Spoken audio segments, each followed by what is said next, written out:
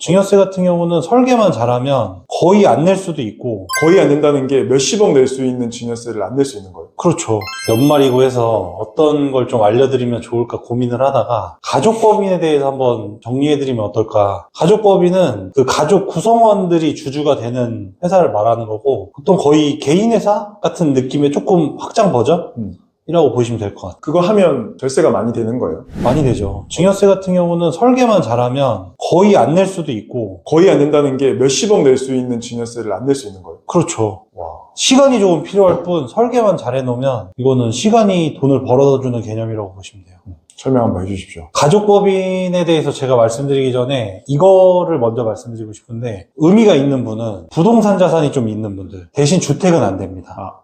네, 상업용 부동산이 있으신 분들, 토지가 있으신 분들, 그리고 해외 주식을 많이 하시는 분들, 내가 지역가입자로서 건강보험료를 많이 내시고 계신 분들은 가족법인에 대해서 고민해 볼 만하다고 생각이 돼요. 지산 같은 것도 되는 거예요? 지산은 되긴 되는데, 지산보다는 더 좋은 거는 조금 연식이 된 건물이 있는 게 제일 좋아요. 연식이 좀 있는 건물을 자녀한테 물려줄 때 가족법인을 통하면 증여세를 거의 안 낼 수 있다. 그렇죠.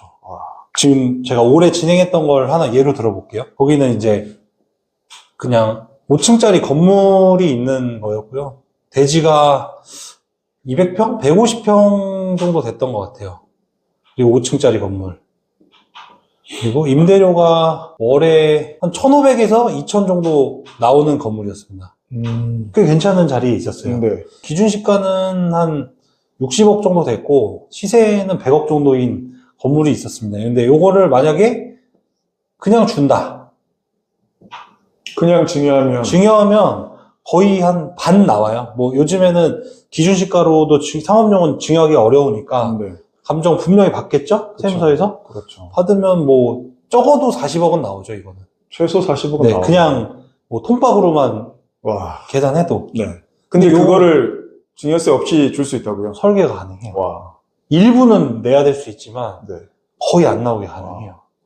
여기는 어떻게 짰냐면 가족법인을 세웠어요.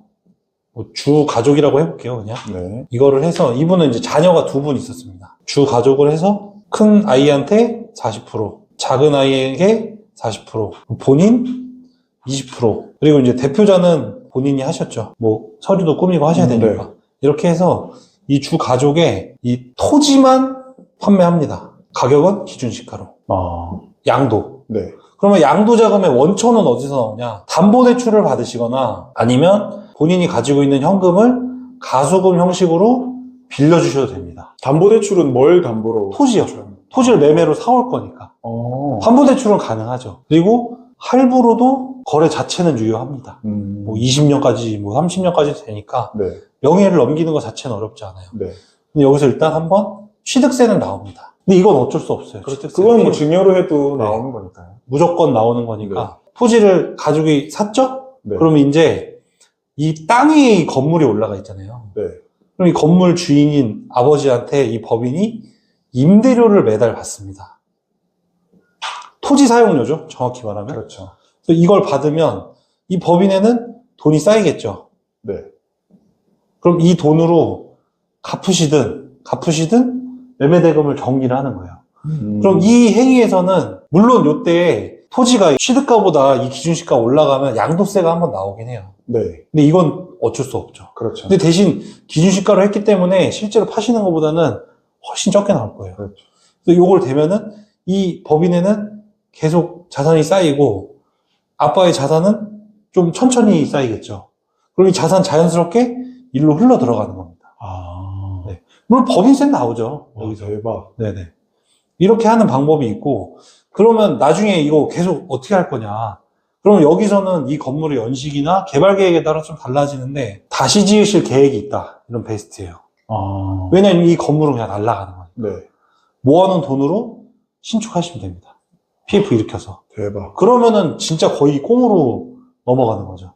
근데 예를 들어서 이 건물까지도 나중에 그냥 연식이 얼마 안 돼서 양도하고 싶다. 그럼 여기서 어쨌든 돈이 계속 쌓이잖아요. 네. 시간이 지나면서 이 돈으로 사면 됩니다. 그렇겠네. 토지를 산 것처럼. 그렇죠. 그리고 더 좋은 거는 이 토지 사용료나 이런 거는 시세가 정확히 없잖아요. 네. 둘이 정할 수 있어요. 그러니까 약간 비싸게 할 수도 있고. 뭐 그런 운용의 묘를 발휘할 수 그래도 있는 어느 거죠. 정도 그러니까 시세 형성에는 맞아야 되는데 토지라는 거는 사실 모양도 제각각이고 다 달라서 이 임대료가 얼마냐. 그러니까 예를 들어서 뭐 이 동네가 뭐 토지 평당 임대료가 뭐 500인데 5천만 원이다. 이런 거 말도 안 되겠지만 네. 어느 정도 시세로 볼 수 있는 범위 안에서 운용의 묘를 쓸 수는 있겠죠. 저 비율은 아, 비율은 선택이에요. 비율은 아빠가 1 가져가도 괜찮아요? 아빠 0이어도 돼요. 네. 근데 보통은 그렇겠다. 제가 해보면 약간 아쉬움이 남으셔서 그런지 10% 내지 5%는 다 하시더라고요. 근데 이렇게 하고 네. 나서 나중에 저 토지나 건물이 결국에는 법인으로 다 넘어왔을 때 그렇죠. 양도를 하면 네.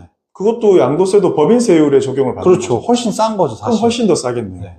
그럼 그걸로 계속 어차피 아이들이 대부분의 지분을 차지하고 있는 상태에서 건물가가 올라가고. 그렇죠. 그리고 물가니까 토지는 올라가요, 보통. 그렇죠. 그러니까 건축물은 낡기 때문에 보통 해보면 이건 계속 떨어지고 토지는 올라갑니다. 그럼 저렇게 만든 상태에서 계속 이제 건물을 시간을 활용하는 거죠. 네. 굴러가기만 하면 돼요, 이거는. 너무 좋은 컨셉이네요. 그렇죠. 이거 불법도 아니에요, 이거는. 너무 좋네요. 네.